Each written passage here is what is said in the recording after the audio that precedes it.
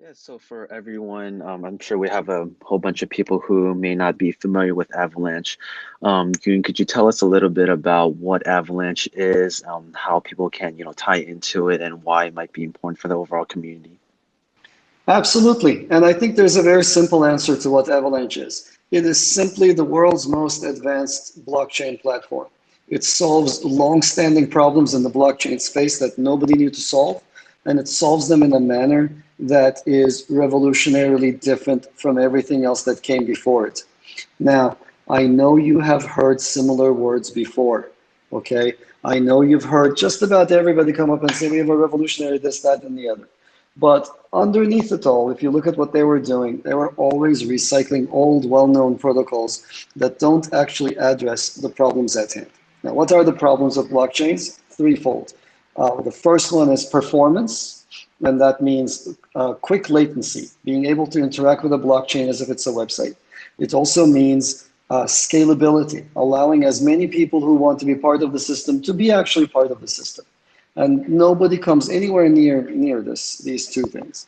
And that's what Avalanche gives you. It gives you very low latency, very high throughput, and it scales with the number of participants.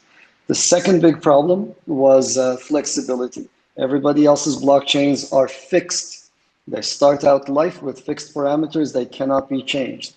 And some parameters in Avalanche cannot be changed, like the maximum number of coins. But just about everything else is up for grabs, and you can introduce new virtual machines. You can control the network. And I can expand on what this means, but it's as revolutionary a step as Ethereum was on top of Bitcoin. And the third and final thing is governance. This is a chain for people, by people. It's a chain that is designed to serve its community. And we are incredibly community-minded people ourselves. So those are the three things that we address. Our mission is different. We are not here to compete with existing coins. We are not an Ethereum killer by any stretch, and we have a very different mission from everybody else who came before us. We're not trying to compete with fiat the way Bitcoin is. We're not trying to replace the dollar or the euro or whatever else. That's a tough battle. I wish Bitcoin luck. I want to see it succeed, may or may not, but that's a separate battle than the one we're fighting. What we are, and we're not trying to do what Ethereum is trying to do, which is general computational platform. We are here to digitize all the world's assets. We're going after the 72 trillion in assets that lie dormant in a manner that is just not tappable by blockchains. And so we've designed something from the ground up for asset digitization. And I can expand again on the technical front what this means, why it's different from things that other people might be familiar with. But at the highest level, we have a difference in technology and we have a difference in mission. The tech is the biggest thing that happened since the Nakamoto white paper. So there's literally nothing like it. It's a big step in the science of distributed systems, and the vision is different and the execution is different. So I hope that that gives everybody a short summary.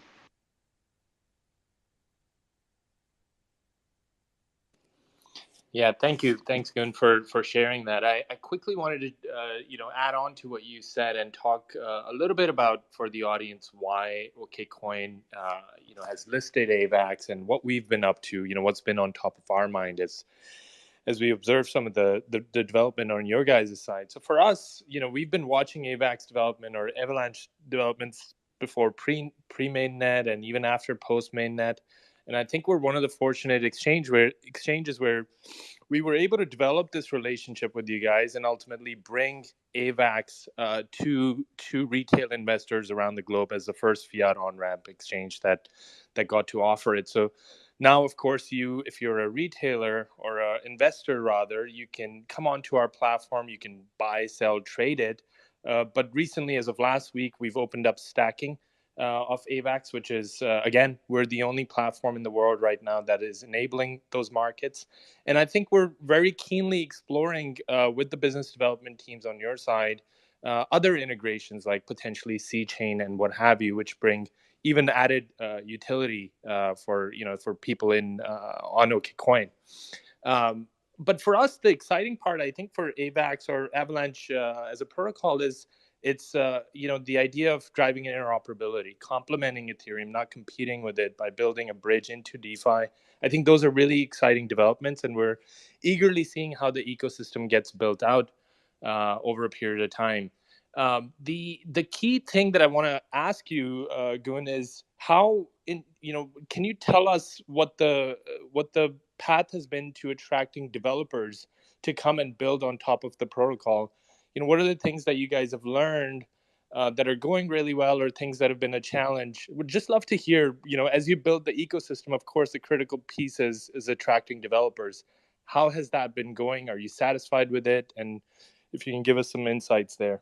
Yeah, absolutely. I think we're in a very we have been blessed with a fairly comfortable path on in terms of welcoming developers. There are a couple of things that draw people, and just naturally, developers are drawn to the best technology around. And so because of that, we've had a fair amount of people who are actually building new things in the space come to us. And we've even seen groups that were funded by other projects just essentially patch over. Like, this is a gang term, when a gang changes its insignia and just completely joins another group. We've seen projects come over that were funded by others over to Avalanche saying, hey, your thing is the fastest, your thing is actually a great fit for my product, and therefore we're going to switch our deployment platform. So the big draw here has been better tech. It has been tech that actually works. So when you go to use it, it's there and it does what it says. And so on that front, we've been able to attract a fair number of people organically. We have also been doing a grant program and an investment fund for newcomers to the space, especially for young, energetic developers. We've had a grants program in place, and for capital-intensive, large projects, we have the capability to support them as well. So those have been things that have been working in our favor. Now, I want to be like, this is my first Twitter Spaces appearance, and I think I need to be, and I want to be, characteristically open and honest about where we are. Not everything has gone as smoothly as I would like. One of the big issues with Avalanche right now is the difficulty for regular users to come over. We've deployed a bridge to Ethereum, as you mentioned, and it was one of the first of its kind that allowed people to shed load off of Ethereum to use the DeFi on top of Avalanche easily. And while it's quite easy to use Avalanche once you're over, it's actually not so easy to travel over that bridge right now. So we are actively looking to make that process much more smooth, so that normal people can navigate it. So there's always user experience and user interface issues, and we're actively working on improving the interface to the point where people can deploy applications to normal people who will interact with Avalanche's contract chain without realizing they're interacting with a blockchain at all. So there's work to be done on that front, but we've actually had a great run and great adoption among the developers, and everybody who's doing something in the space just heard of Avalanche. So I'm very happy about where we are. Yeah, good.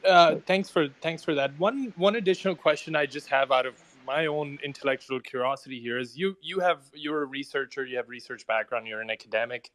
I noticed that you guys, it at least says publicly that almost 50% of your staff are researchers.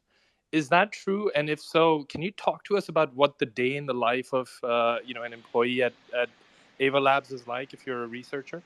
Oh, that's a good question. I wonder what percent of the company is engaged in is actually titled researcher. It's quite possible it's as high as 50%.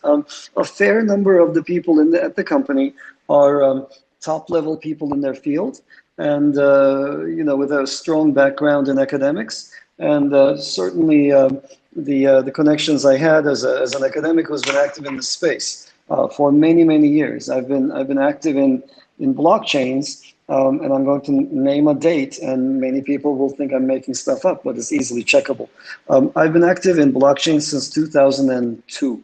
So that predates Bitcoin by many years. So I've been in this space for a long time, and when we started this effort, the people who were experts in blockchains and consensus protocols and distributed systems, I tried to draw on as many of them as possible, and quite a few saw the core insight here, the core vision, and joined the company.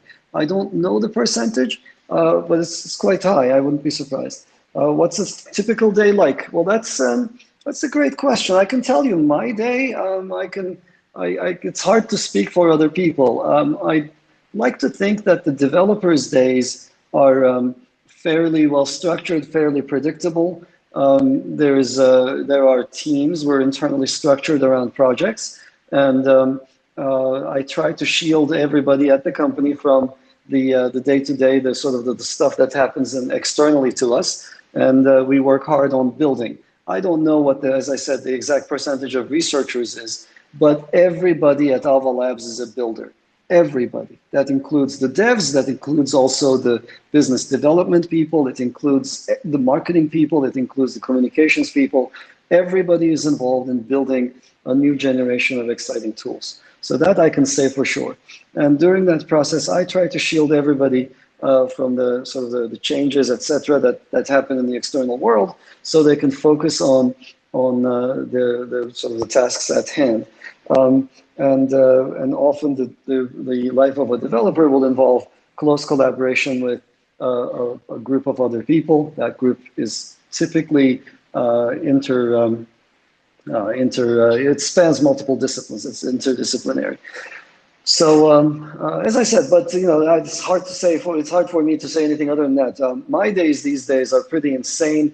It's like they're at least 14-hour days of constantly worrying about just about everything that's happening at the same time. So that is development of the platform, introducing new features, making sure that the platform is as compelling as it could be. It's presented as well as it could be. Quite a lot of my cycles these days go into how to present, how to get the word out about Avalanche to the masses, and generally just communicate better about what the platform is capable of, because it is quite revolutionary and it really takes a trained eye to see that. In addition to the platform team, we have a DeFi team that's building innovative new products. These distinguish themselves from many other projects by being community oriented, by being community driven. So that's a pretty distinctive difference. We have a team that is looking at DEXs, and I want the act of interacting with digital assets, trading them, buying them, selling them, to be absolutely secure, to be a delight, essentially. And it's hard to ensure that. Everyone here has used centralized exchanges. I'm sure everyone here has had a run-in with some of the DEXs that are out there today. Life could be much, much, much better. And in fact, I want to show Wall Street that the infrastructure they're using today is absolutely abysmally, unacceptably bad. And I want to show them what crypto assets are capable of, what well-designed distributed systems are capable of. So that's at least three fronts. Then there's, of course, various meetings that we have for partnerships with new people, with new projects, with new efforts. And of course, a lot of my day is spent on communicating with people who work with me, making sure that they have the resources they need and so forth. And then to the extent that I get to do anything at all, I'd like to spend a few hours a day with family and doing the things that make me happy at the end of the day. So that's me, and that's sort of what we are all about. We're just we're in a very broad spectrum fashion attacking the long-standing problems in this space. And now you can add Twitter Spaces to that list, Gun. We're glad to be part of your first one here. I'm thrilled. I'm thrilled. I like this, and I like the fact that there's no video feed. I drove 4 hours today to get to the New York office. I'm a complete mess, but I really enjoy these kinds of conversations. So thank you very much for having me. Absolutely. I just want to add. I just want to pivot a little bit to sort of the normal user experience. I think you brought this up, just pivoting a little bit from the developer side. I think we've seen, at least from our side, a lot of progress from the AVAX and Avalanche teams over the past few months. The Ethereum bridge, yes, obviously opened up a lot of new possibilities, but also Apricot phase one, you guys, there's an update that cut fees by 50%. There were some new integrations. I know our friends at Wire added support for AVAX. I think that was fantastic. And then also DApp Radar, I saw added support to track sort of all the new applications and DeFi applications on Avalanche. So I think that goes to show that there is significant progress there. And then looking forward a little bit onto your roadmap, I saw you guys announced a new roadmap. I think one of the feedback that I personally have, and I'm sure others have, is sort of that wallet experience and being confused around how to move tokens between different chains. I think there's, I know you guys are working hard on improving that, but we're also looking to see, I think Haider mentioned, how we could bring C-chain withdrawals and deposits directly onto our platform so users don't have to do that switch later on their own. But I think the question I have from my side is, from a normal user's perspective, how would you, what's the, and Jay, feel free to jump in too. What's the compelling reason to use and try the apps and dApps on Avalanche today? I know it's the technical side, there's a lot of improvements, but what about from a user perspective? So let me just take a first stab at it and then hand it over to Jay, if you would. So the first reason to try Avalanche is, I think, I'm going to appeal to the curiosity side of the audience. If you want to see the future of blockchains, come take a look. So it's unpolished, as you point out. The wallet experience is a little confusing because nobody has seen a single blockchain that supports multiple virtual machines. And yet here we are. So yes, it's a little rough around the edges, and yes, it takes a little bit of it creates some complexity, but this is the future. So come see it in its raw form early on. The second reason to use it is it's so fast that it's just so fun to use. So if you're used to interacting with Ethereum, the spinning circle in MetaMask and the waiting for 15 seconds, et cetera, try Avalanche. It's within a second, everything is finalized. It's as if you're interacting with a website. It's an amazing experience, and it's more decentralized than just about everything out there today. So in fact, it's more decentralized than many POW chains. So those are two good reasons. The third and final thing I want to harp on is for many people who are seeking yield, that what they really look for is just some percentage yield. And on that front, they should just come by and check out the yields available on Avalanche. There are DeFi dApps like Pangolin, and there are many other DEXs as well. And quite a few of them are incentivized. YieldAC is there to help you. Marker is there to help you find the best yields. So there are dApps to help for yield farming. And because it's a new system and because there are people motivated to win users over, the yields are okay at the moment. They're not, I don't know, or they're fine. But in the very, very near future, we're going to have an incentive program to boost them as well. So we're in a very good, there's many different reasons to check out what's happening. Jay, do you want to add to this? Sure thing. Yeah. So what I would add to everything what Gun said is we're in a very much a phase where we're trying to lay down all of the foundational elements of what the Avalanche smart contract ecosystem looks like. So first and foremost, I think automated market makers, products like Uniswap are highly, highly important for price discovery. You're going to need liquidity first in the ecosystem, and then all of these other applications that are a little bit more advanced than your simple peer-to-peer trades or even swaps will start coming over just because there's liquidity. Like Gun said, I think the really cool part about the Avalanche experience, and especially for those who are keen on just being in the early adopter cohort and trying something revolutionary, is exactly that speed, transaction finality, and also transaction fees. Though those are getting improved as well as we continue forward in development.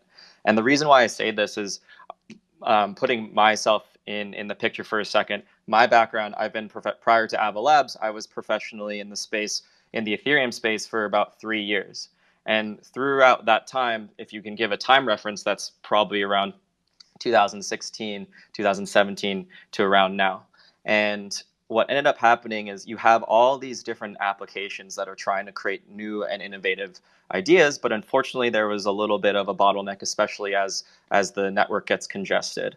And what you saw during these massive peaks are just inaccessibility to that platform in general, and it only becomes a whales game. And what ends up happening for people, I'm sure most people on this Twitter Spaces, is we just can't even use it. You kind of just watch on the sidelines as a lot of the activity happens left to right. So that was kind of the problem statement. And with Avalanche, what's awesome is a lot of the Ethereum tooling and Ethereum dApps can work out of the box because we have the Ethereum virtual machine. So the cognitive load for someone to switch from Ethereum to Avalanche, or even try Avalanche as kind of a first instance of the blockchain or smart contracts experience, is very, very low. And the craziest thing at the end of the day is Avalanche moves so fast that some of the infrastructure that's built on it actually can't quite keep up with the finality that it's able to achieve, which is usually under 1 second across the board.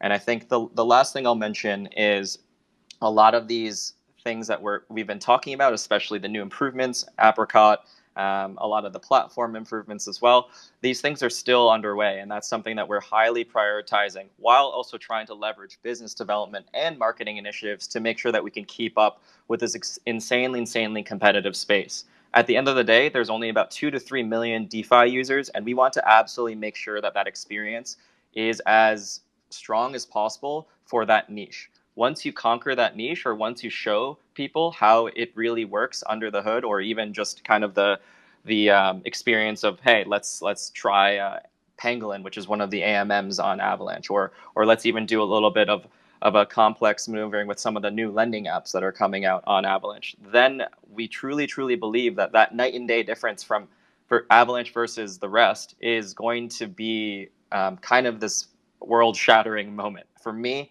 seeing my MetaMask load in about a second or two was incredible. Also, not incurring hundreds of dollars of fees, instead only incurring 225 Gwei in respect to Albax, actually. So that price is fixed for now.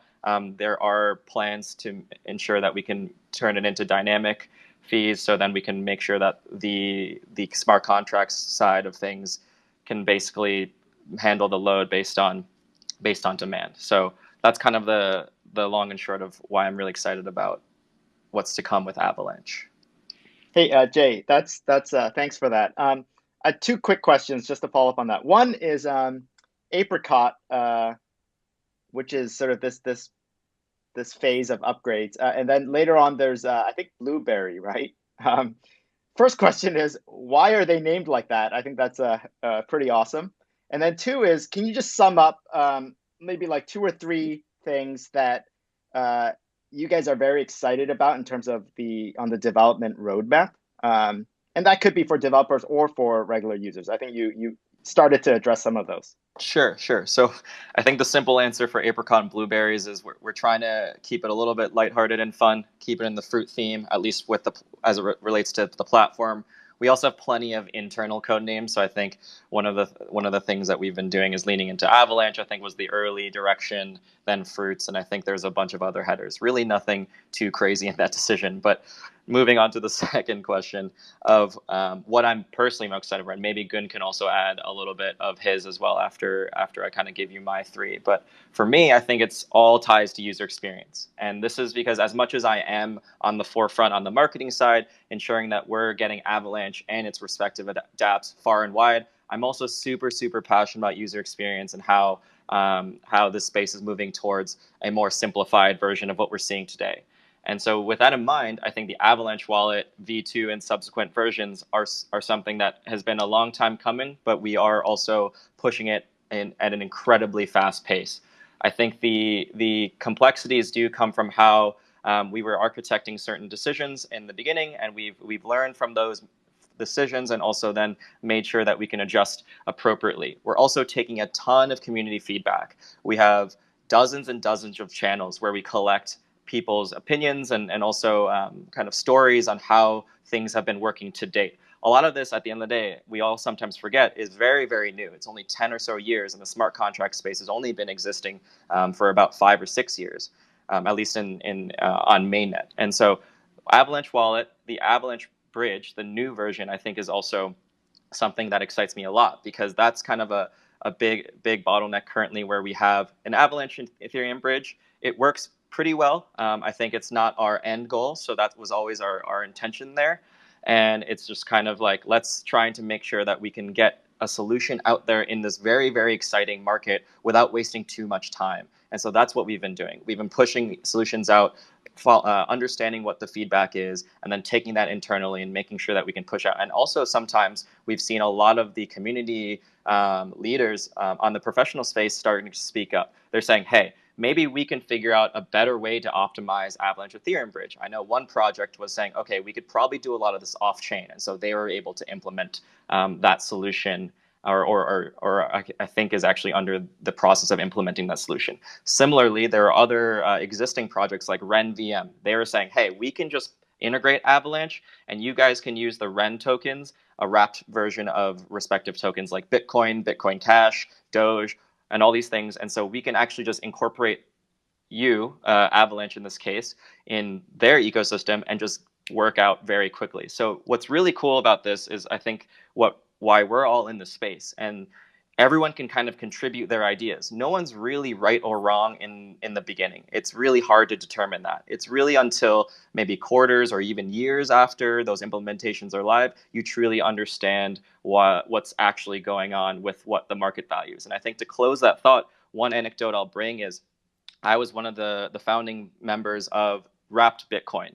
So I'm sure a lot of Ethereum people see that happening. And I remember early days, we were looking at Wrapped Bitcoin and saying, well, I don't know what the decentralized folks will think. I think they might be a little bit critical because of the way we've structured this merchant system, where you effectively have crypto institutions service as point people, or organizations in actually minting WBDC for every time a user or trader wanted to deposit BTC. Of course, this version is not fully trustless, and so that's where we thought the issues may persist. But now, I think as of about a month ago, I believe I saw a stat out there saying 1% of all of Wrapped Bitcoin is now on Ethereum, and that's an incredible.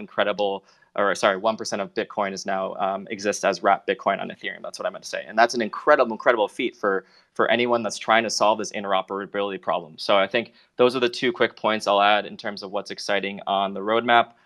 We'll throw the mic to Gun if he wants to add anything else there.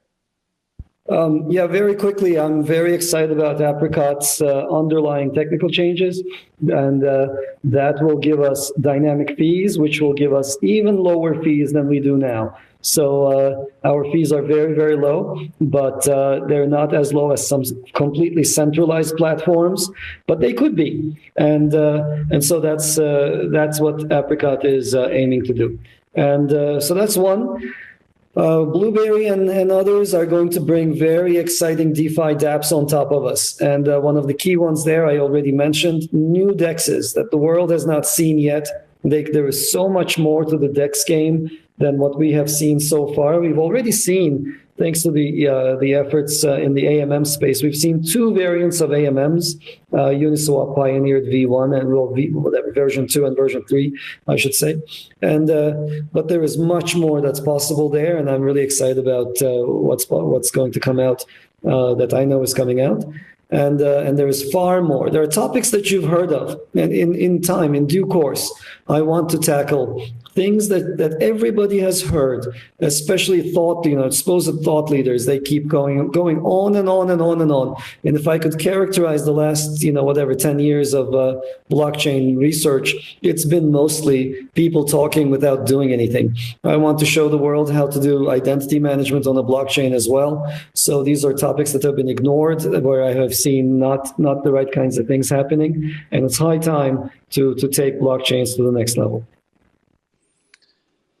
So I imagine there are also, Gun, a lot of, and Jay, a lot of people who are new to crypto here, and perhaps they've heard of DeFi, they're attracted to high yields, and they want to see how they can participate in DeFi. In simple layman terms, can you both articulate what are the 2 to 3 value propositions for like an early entrant? Is it about fees, speed, what have you? I don't want to I don't want to articulate that for you. Would love to hear what you guys, how you would position this to, say, your parents or folks that are new to crypto or new to DeFi. Yeah, I would say the two things I personally would highlight, and I think this is the direction that we've been going fairly recently, is Avalanche is the fastest, most secure smart contracts platform out right now on mainnet in the world. I think that's the qualifying statement. Now, the fast, I think that addresses two of the things that we've been talking about. One is transaction throughput, and the other one is transaction finality or settlement. So for those that don't really know what the finality really means, I would compare that to the traditional banking system. When you have payments transmit from one entity to another, you typically see that, hey, this is going to take 3 to 5 business days. And of course, if you take out cash, I think there's a little bit of a separate mechanism there. But at the end of the day, the bank is the intermediary that gives you a loan because you are a worthy customer. That's how that experience is made. So I think it's hard to really translate that. But at the end of the day, if something is fast, people really understand what that means. Something goes from point A to point B as quick as possible. Now, security, I think, is a different pillar that we've been highlighting a little bit more loudly, I would say. And I think it's a slightly different from the positioning of decentralization. So that's kind of the tie-in I want to bring in to the conversation. Decentralization, for a lot of people on this call, it means something, I think. But the problem is it hasn't really hit its status quo yet, where it really means that one specific thing and everyone can agree upon it. There's always this different opinion about what decentralization truly means. And so with Avalanche, you can have validators and you can have up to millions and millions of validators essentially processing transactions and helping keep Avalanche, the platform, secure. Now, today we have almost 1,000 validators that are processing transactions and staking, which kind of leans into maybe the discussion that we're having today. But I think at the end of the day, what does that mean for someone who's trading on Avalanche or using a dApp on Avalanche? It effectively means that the single point of failure is now distributed across those validators, as opposed to there are some other smart contract platforms that don't really talk about this so much. And I think you have very, very large projects like Diem or Facebook's, formerly known as Libra. They were choosing that 100 validators was to them decentralized enough. We don't think so. We think we can push this farther and farther than anyone else has ever seen to date. And so I think decentralization, to round out the point, decentralization equals security in our minds. And then I think fast encompasses both finality and transaction throughput. Jay, can you talk a little more about the transaction confirmation time? I think that's a really compelling value proposition. Would love for you to break that down, you and Gun, to just break that down a little more. So if it's okay, I'll jump in because this is a bit on the technical side. So here's what happens in this space. There are certain metrics that everybody gravitates towards because they sound simple, and then other people start messing with those metrics and they start making all sorts of crazy claims. We've seen this around TPS, transactions per second. To most people, that seems like a way to measure how fast transactions complete. It isn't. So that's a measure of throughput. And imagine a big ship, okay? A big ship that carries lots and lots of goods, but it moves very slowly. When it comes, all of a sudden you have a lot of goods. But those goods took a long time to come to you. You cannot ship, for example, fresh produce via supertanker, right? You can maybe send many items per second. If you divide the items carried per the amount that it took them, but the latency is high. So the thing that we measure when we talk about finality is the time it takes from the submission of a transaction to its final confirmation on the chain. And that time for Avalanche is under a second. It is the fastest blockchain in existence. And it doesn't achieve that speed by centralizing the chain. To the contrary, it's also one of the most decentralized chains in existence. So we're in a very odd situation and a very interesting situation where the system, by virtue of the protocol it uses, it is both more decentralized and therefore more secure, and also faster at completing transactions. when things are faster, then you're able to do things that others cannot. For example, a Uniswap pool is always 15 seconds trailing behind real time. Why? Because 15 seconds is the block confirmation time. And so the things that happen on Uniswap were typically submitted, on average, they were submitted 15 seconds ago, and therefore they're out of date by 15 seconds. If you are 15 seconds late, on Wall Street, they give away data that's 15 seconds delayed for free because it's worthless. So people are fighting for nanoseconds. You want to be as close to the current, real time as possible. On Avalanche, you have a different dynamic. The finality is so fast that you can track real time on chain. So that's my short stab at what finality is and why it matters. It's the time from submission to completion, and you want both quick finality and high throughput, which is what Avalanche delivers by virtue of its new consensus protocol.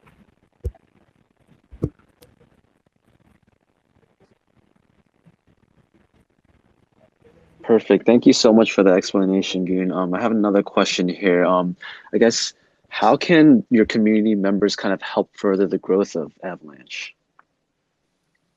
Yeah, I think there are plenty of different ways. I think the first way I'll get out of the list here is if people visit avax.network/community, you'll see all of our community channels, not only in English, but across over 15, I think the last I counted could be actually a little higher, maybe like 18 different languages. And so I think we value community highly. And I think you're not going to see that many, or if any at all, projects that really value community as much as we at Avalabs and the group at Avalanche does as well. And the reason why is communities where a lot of the early adopters are conversing, using products, and really figuring out how much or how much progress is being made, especially as it relates to token holders. I think there's a lot of different conversations and activities that can be going on, especially that doesn't exist in Web 2 at all. I think that's something that's super interesting. And one of the things that I've personally been seeing, and I know a lot of the marketing community team is seeing, is you have the core channels that we as Avalabs and some of the community managers are managing. And these are the core branded Avalanche channels. But you're also seeing a offshoot of different niches. You have a staking group. You have another staking group actually run by an external party called Avascan. They are a blockchain explorer for Avalanche. You're also seeing DeFi, and I think the list goes on and on and on. And those very specific and focused conversations draw out different thoughts. And I think those thoughts are something that we as a team at Avalabs can take very, very seriously, and we do in fact take it seriously. And I think without those voices, whether that be positive or negative, we wouldn't be able to make the decisions that we've made so far to date. Now, I think at the end of the day, there's a lot of different ways to focus. So let me just distill it down to 3 besides the website URL I gave. One is we are going to start up a way for you to actually directly get involved.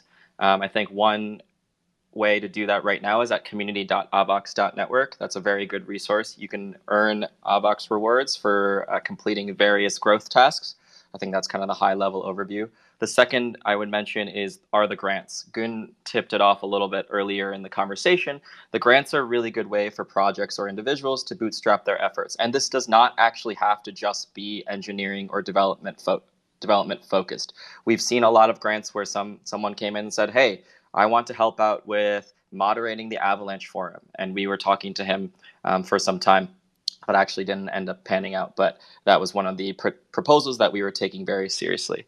And I think in addition to the grants and the community channel, the last component I would say is just really helping us get more visibility with some of the applications that are coming on board, especially on Avalanche. And what I'll say is back in January, back last year, right when mainnet launched, the team at Avalabs was able to really understand the ecosystem pretty specifically. We were seeing new apps come every day at a pace that was somewhat manageable, but still very, very intense.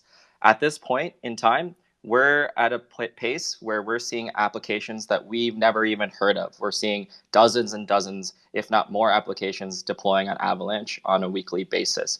So it would be really amazing for people to, hey, speak up and advocate for these applications. Say, hey, this is something that's worthwhile for your attention, because at the end of the day, we're only about 100 or so people on board.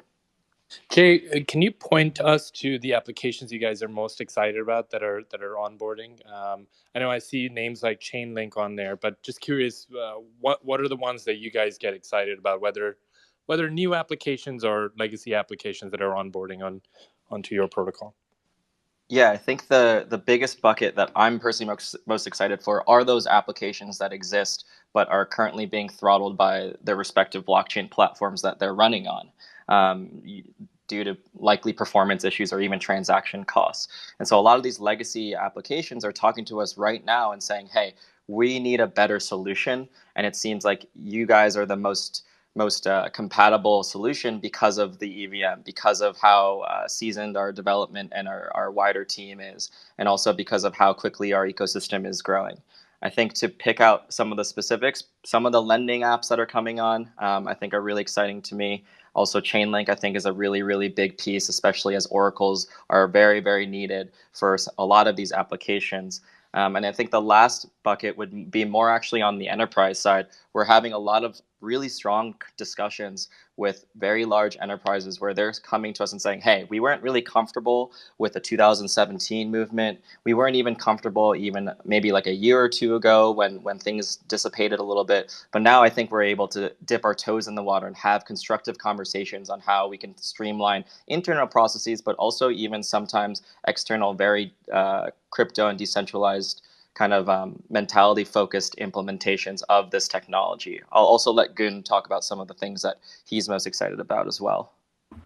Sure. Let me just jump in with, so you did mention Chainlink, which is an enabler for a lot of other things to come. We are talking to many of the big players in the DeFi space. I'm not going to mention them by name, but if you can name it, if you know the name, then probably we've had some conversations with them.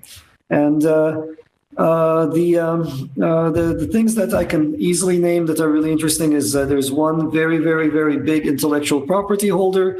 And as you know, the NFT craze has hit mainstream, but there are concerns, or there have been concerns with sustainability of proof of work based platforms. So I'm really excited about NFTs to come on top of Avalanche. And so I mentioned my excitement around DEXs. I think that space is going to be revolutionized. So that's three right off the bat, and there are many, many more. And what actually really excites me are the small energetic groups that are doing their own thing. So, for example, a few weeks ago, someone did crypto seals on top of us. And they just became a thing that everybody adopted. And he's a young developer that just decided, hey, I'll just put together this thing, and hit it big, because we have this awesome community that is eager to adopt new solutions, eager to play with new exciting things, and we have the system that can handle the load. So anyhow, so those are the types of things I'm really excited about what people bring in that I can't anticipate. And there's been quite a few of those on Avalanche. And that's those kinds of surprises are the very best things that the system designer can hope for. Yeah, there's so much great stuff. I also want to add that Tether is coming onto Avalanche soon, right? I thought I remember. I think that's stable coins of different kinds. And certainly, yes. I've forgotten which ones we have made, what we've announced publicly and what we haven't. And yes, I think, the Tether is coming on board. We did announce this publicly. I'm really thrilled, really excited to see Tether on Avalanche. Yeah, there's so much to unpack here. I feel like we just scratched the surface in this one session. I know we're coming up at the top of the hour, and Jeffrey's going to keep us honest here, but Gun, Jay, I hope we get to do part 2 of this and go deeper into NFTs, DEXs, and some of the other stuff that you guys highlighted. Absolutely, we would be thrilled. Thank you so much for having us. Thank you so much for supporting Avalanche. course, we're very excited to do so. Yeah, for sure. And I think community has always, played a huge part in the development of any projects. And so we've actually recently brought something to our community, staking Avalanche on Okcoin.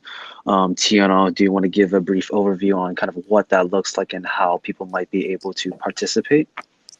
Yeah, for sure. Tiano from Okcoin team, product marketing here.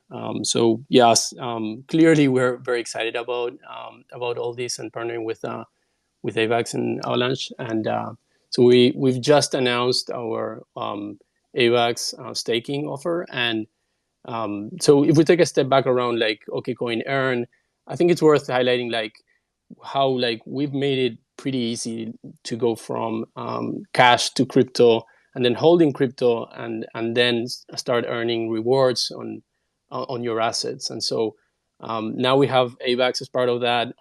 We don't charge any fees as well for our Earn product, and so it's a great offer for people that are getting started with crypto. They're trying to learn about it. Less technical people as well. And so specifically on the AVAX staking offer, you can start with as low as like one token, and the staking period is 15 days, and you earn rewards paid daily as well. So again, it's a very simple experience, and like literally as I speak with you guys, and like I know we don't have a screen here and video, but if you go to okcoin/earn and you click on deposit on AVAX, it's a two-step process there. So you enter how many tokens you want to stake, click continue, and click deposit, and that's it. You're done. And so again, a great option for people that are getting started with crypto and not only wanna hold different assets, but also start earning rewards on those and getting your crypto sort of to work for you as well. So check it out. It's okcoin.com/earn. And Jeff, I'm not sure if we want to transition into any questions. I know like we don't have a ton of time, but Yeah, I think we're coming close up on time, and I know the Lunar Crush team, John and Joe, I know you guys are here. If you guys have any, sorry, the time's kind of running low, but if you guys have any sort of questions, you guys want to jump in, feel free to as well. Glad to have you guys. Yeah, I think just more of a point in general. I mean, you guys have spent the last hour talking about just the tremendous utility that Avalanche is building out. I remember we had Jay on our Lunar Crush live show back February 10th. It feels like 2 years ago at this point. It's interesting because when we look at the social activity going on, it just keeps increasing for Avalanche. And what's really interesting about it is when you dive deeper, it's the ecosystem that's being built on Avalanche that is like accelerating that growth. When we see a lot of the top influencers, I mean, we see Okcoin on there, but we also see like Zero Exchange, Canary Exchange, Pangolin. We see a bunch of different projects that are all really working on behalf of the Avalanche community and really expanding that out. So I think that's a really interesting thing, and I think that just goes to show that when you build the utility out, the community follows. And so well done. Really exciting to track all this activity. Lot of social activity going on. Indeed, we are thankful to our community. We're very grateful to our community, and yeah, it's wonderful to see it grow, kind of like an avalanche. It's expanding. And to round out the previous question about what to do, we would love for our community to get involved more deeply to help us get the word out and to direct people, especially builders, onto the platform.